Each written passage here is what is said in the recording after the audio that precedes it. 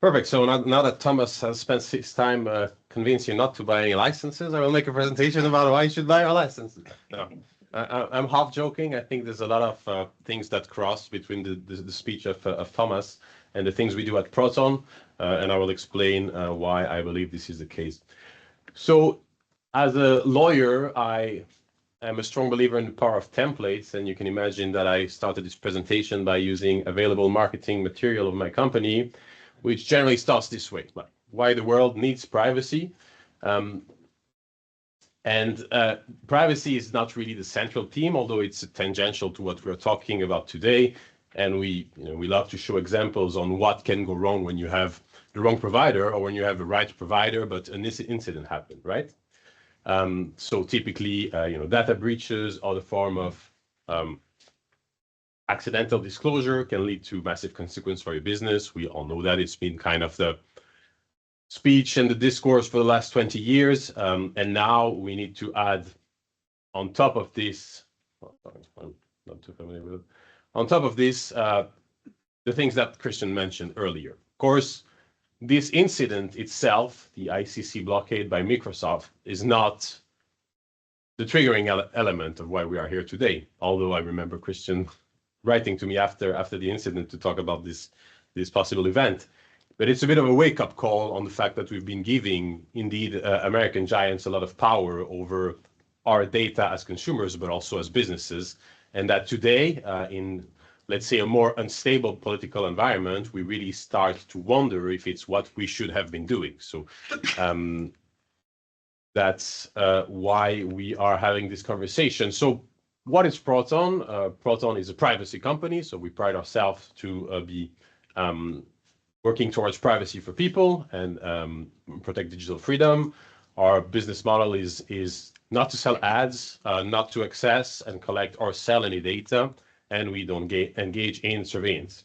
And by choosing Proton, you join a movement of millions who believe privacy is worth protecting.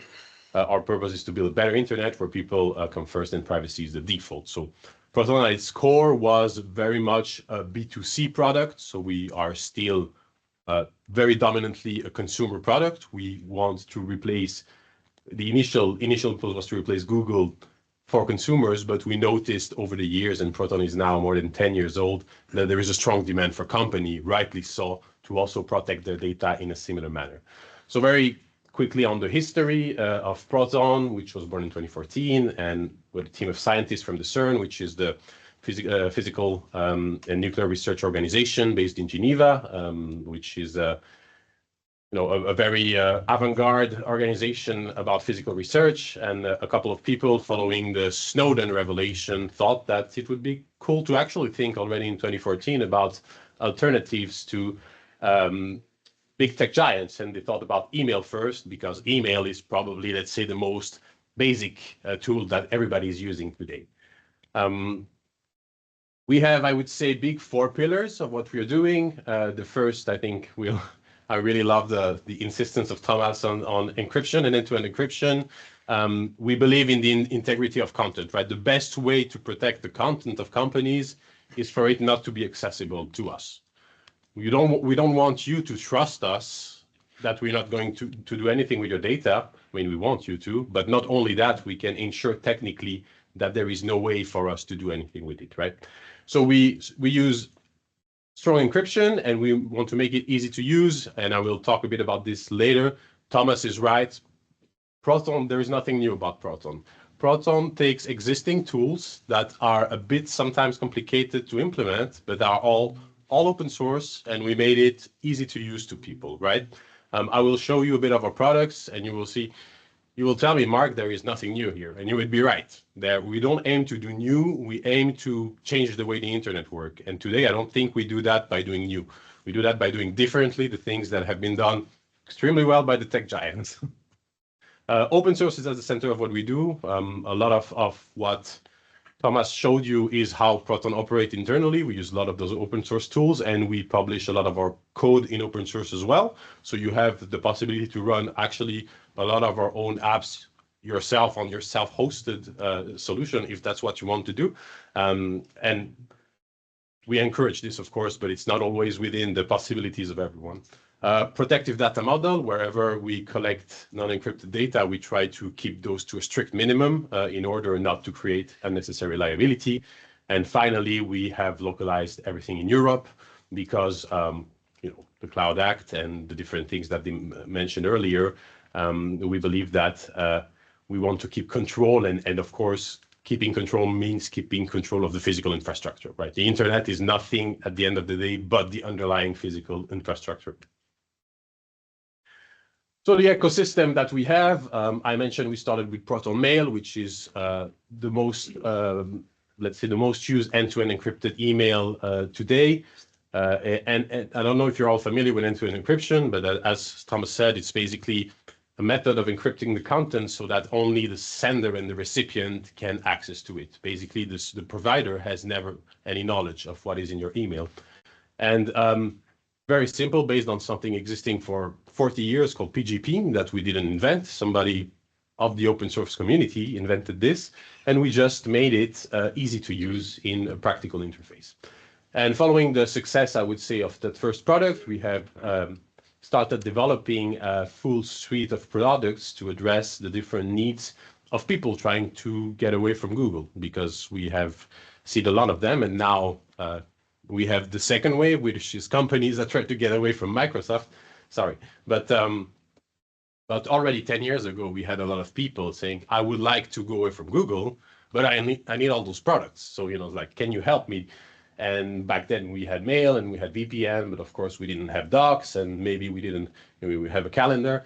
So the goal of Proton today is really to complete that offer, to offer something exhaustive. But then again, fundamentally, we highly recommend that if you are able to run different models yourself, open source models, and have the education to make your own stack of decisions, that is absolutely what we recommend. As a business, having somebody that has knowledge to not use necessarily a centralized solution is a big plus. If you can't, well, Proton is there for you. We're happy to assist, and we are aiming to basically create all the competing services to offer a comprehensive EU-based data-conscious alternative. Our most recent addition include an authenticator, for example, 2FA authenticator. We have also developed very recently Lumo, as we are trying to propose an alternative to all the new AI chatbots that is not exploiting data of people, basically not training on company data. Very quickly, sorry for the small typo here, maybe dyslexia at play. We have our data centers in 3 locations in Europe, Switzerland, Germany, and Norway, which is how I met Christian, as we worked together on opening our latest data center in Enebakk. And we aim to continue keeping it this way. So we want to keep it very localized to offer to European businesses the opportunity to keep control over the data.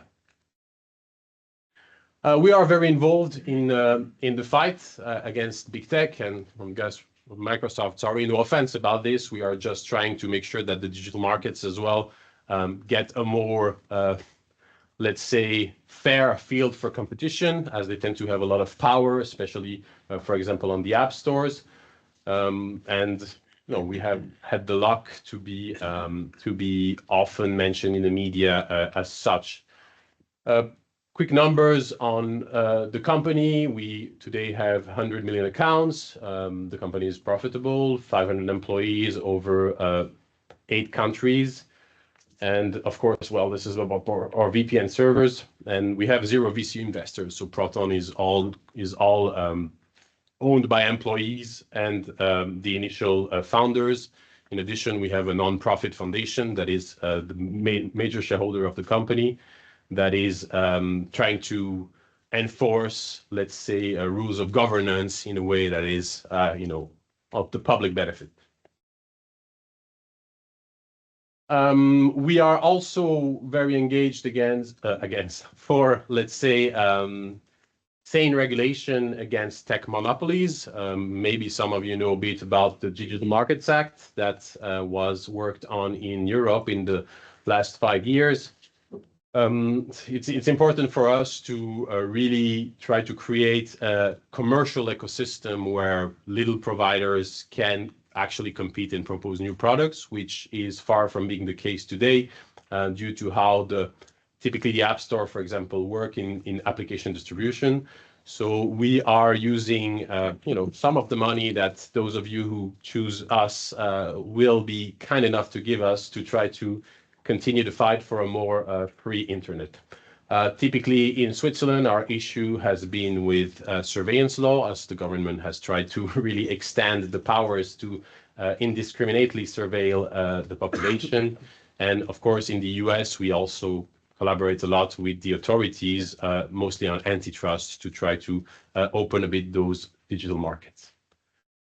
Finally, a little bit of trivia that can be interesting for you, as I think that democracy and rule of law is at the core of the discussion we have today. We also use some of our profits to back up some organizations that work in that direction. We have, None of Your Business, which some of you may know, Max Schrems, who is a pretty big privacy advocate. Bellingcat, Reporters Without Borders, etc., etc. It's important for us to redistribute some of the money that we get from our products to people who lead the right initiatives on a global level.